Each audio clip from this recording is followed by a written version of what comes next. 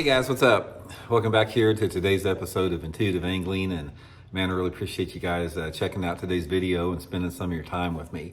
And guys, today we're gonna be talking about catching spotted bass. I've had a chance to fish for spotted bass my entire life. In fact, my first experiences with spotted bass started when I was just, probably 13 or 14 years old.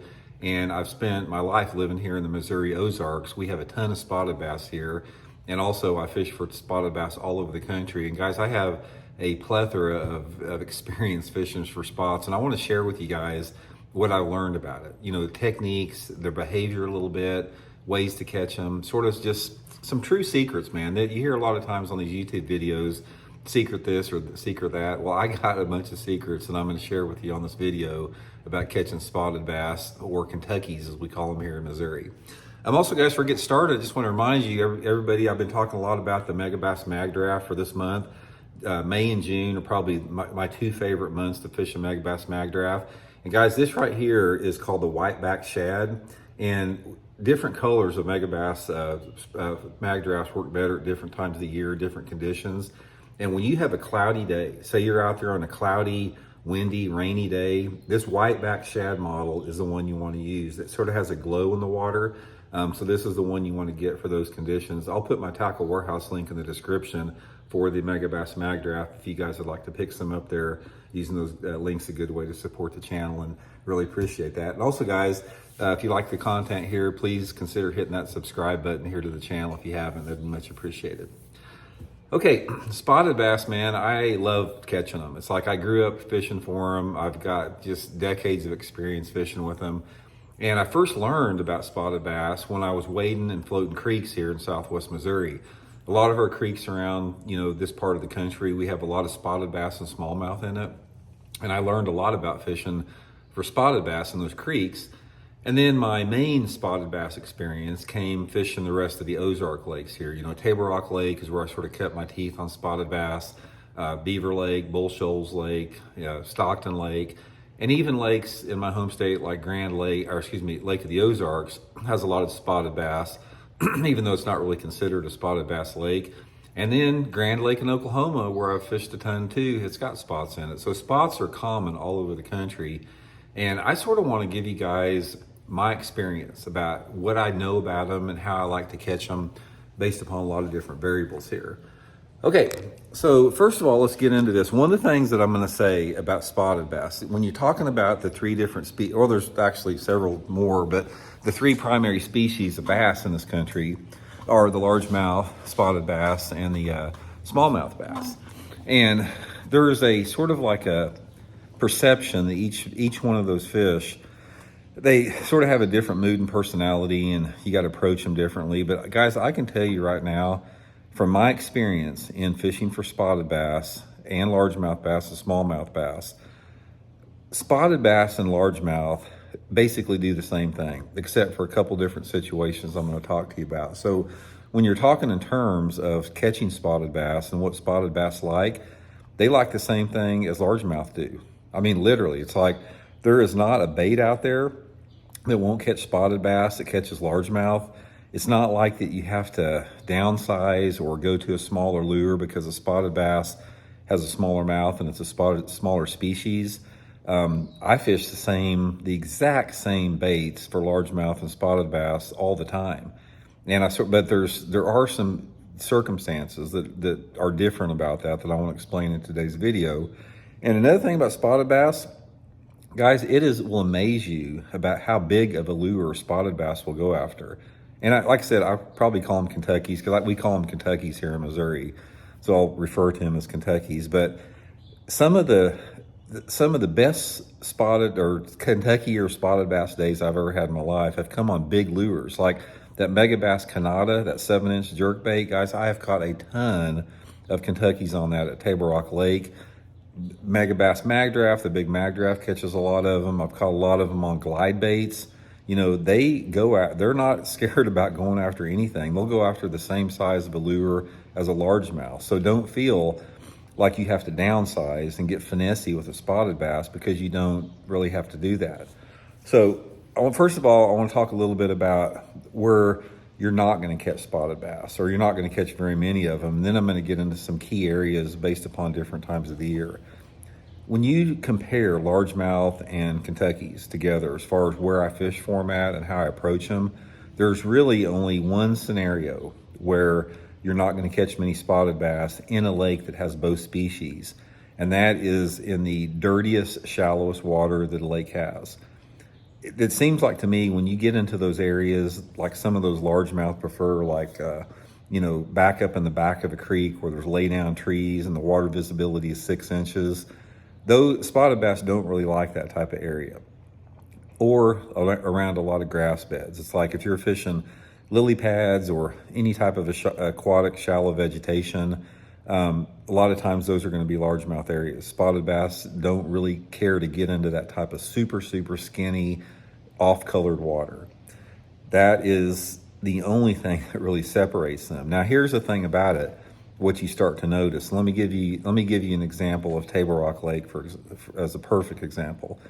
You can go up into some of the major river or creek arms on Table Rock Lake, and you can get to the extremities of those areas and fish whatever shallow cover is available in that dirty off-colored water, and you're primarily going to catch largemouth. But all you have to do is move back out, maybe sometimes only a couple hundred yards, till where you start getting into more rock or non-wood or non-grass cover, and you'll even catch spotted bass in those river type areas the same way. They live in the rivers.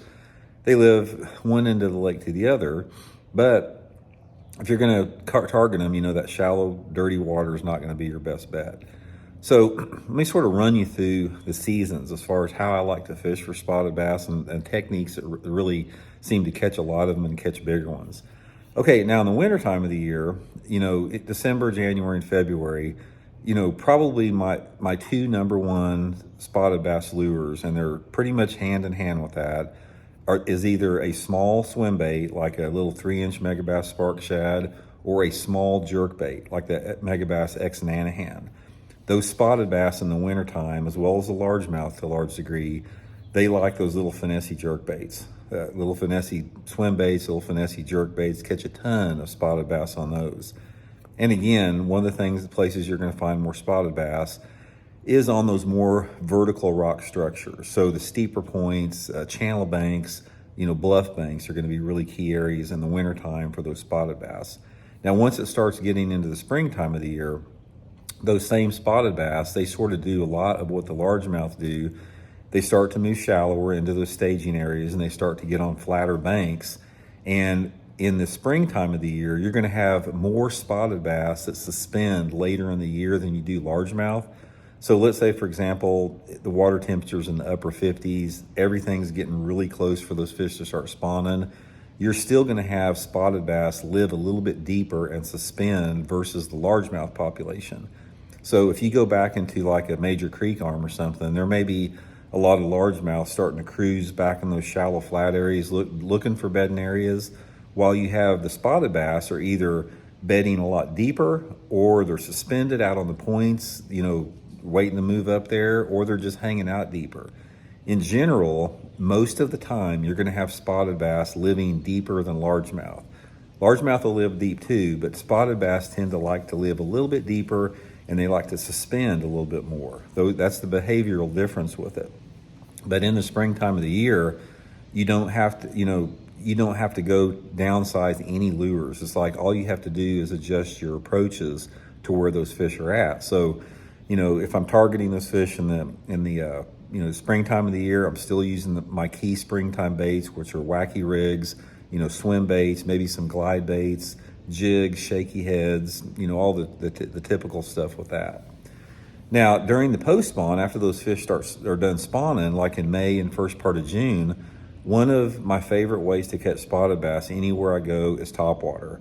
Topwater fishing and spotted bass fishing in the post-spawn go hand in hand, because those spotted bass, they're a little bit different than largemouth in the sense that after they get done spawning, they like to get out deeper real quick, and they like to suspend really quick. So once those spotted bass get done spawning, they're out of there, because most of them, again, will spawn a little bit deeper. especially the larger spotted bass. You'll see a lot of small, 12 and 13 and 14-inch spotted bass spawning really shallow and clear water, but always the bigger ones are usually out deeper, and those fish move out deeper quicker and they suspend quicker. And one of the best ways to catch them once they start moving out deeper and suspending is on a topwater lure on main lake and secondary points. I've had so many great days fishing for spots in those type of areas. It's just such a key area to catch them in. Walking topwater like a megabass diamante or super spooks are a really good way to catch them.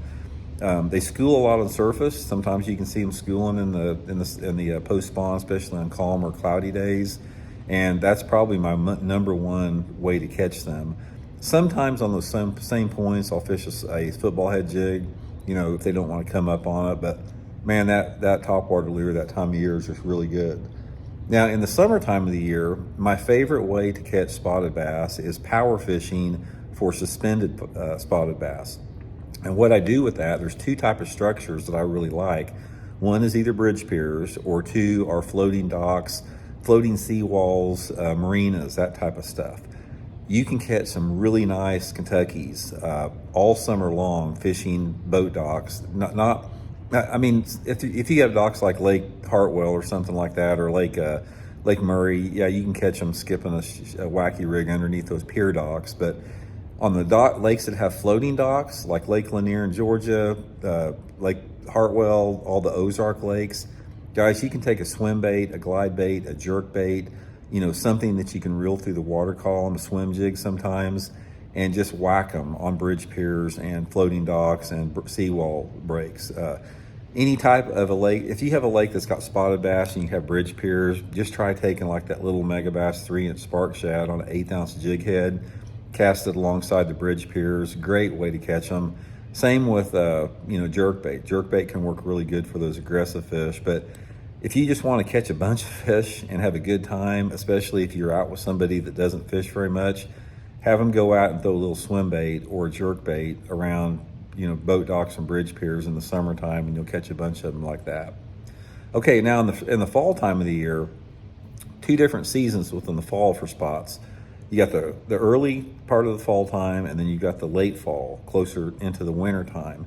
And in the early fall like that, this is when you're going to have most of the spotted bass suspended.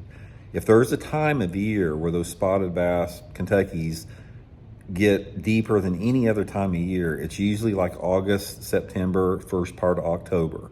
That's when those Kentuckys are going to get out in the clearest water they can find and the deepest water they can find, and they're going to roam out there. That's why it's impossible to win a tournament like in the Ozarks here in the early fall if you're not spotlighting for them, because that's where all those spots are. They live out there chasing those shad, not relating to the bottom. They're just chasing shad. And that is probably my least favorite way to catch them, is when they're out there just roaming around like that. If you have a lake that's got submergent timber, like a Lake Lanier in Georgia or some of the Ozarks lake here, you can catch them vertical, like with a drop shot on the top of the timber. But most of the time they're roamers, and that's what those spotlighters target them with that. Now in the late fall and early winter, sort of that mid-October to early part of December, guys, if you want to catch a bunch of spotted bass, get you a little spinner bait, like that megabass SV3 spinner bait with some small willy blades on it, and get out there on a windy, cloudy day, especially if there's some shade on some banks, early in the morning, and burn that little spinner bait on windy banks, burn it around windy points, burn it on parallel it to bluff banks. Wind definitely helps out, and low light conditions helps out. And I'll give you a perfect scenario.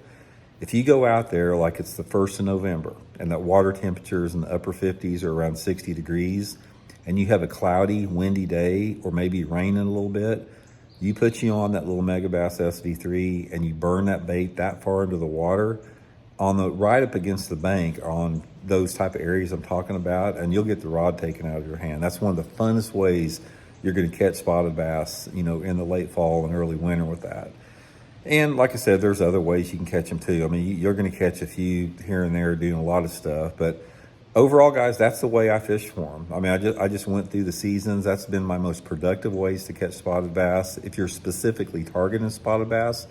And I think it's going to work pretty much all over the country for you guys. About any lake in the country where there's spots, I've caught them with the same technique. So I think it's going to help you guys out a lot if you try it, and we'll talk later.